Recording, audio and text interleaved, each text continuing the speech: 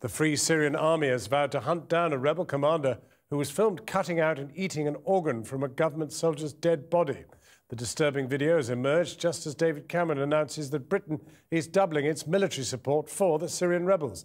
A warning: this report by our chief correspondent Alex Thompson does contain very distressing images.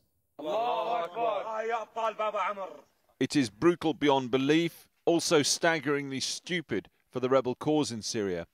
A Free Syrian Army fighter, Khalid al-Hamad, cutting the lung from the body of a dead government soldier and sinking his teeth into it.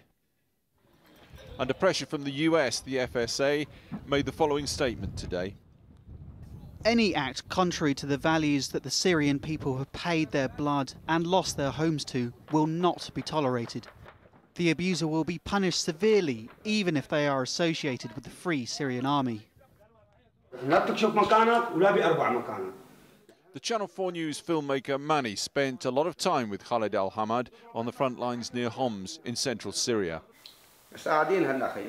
Well, we're sitting here now, he says. Maybe everyone's been shot. Often laughing and joking with his men.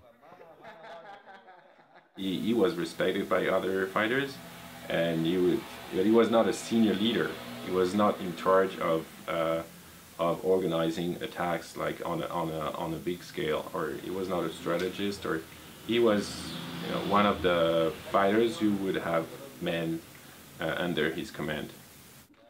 Khalid al-Hamad seen here in fighting days before the notorious organ-biting video. Now it's all over pro-regime websites in Syria and beyond. Probably the worst propaganda own goal by the FSA since what appeared to be their men shooting dead, captured, unarmed pro-government militiamen back in August in Aleppo. So why should the West directly arm men such as these?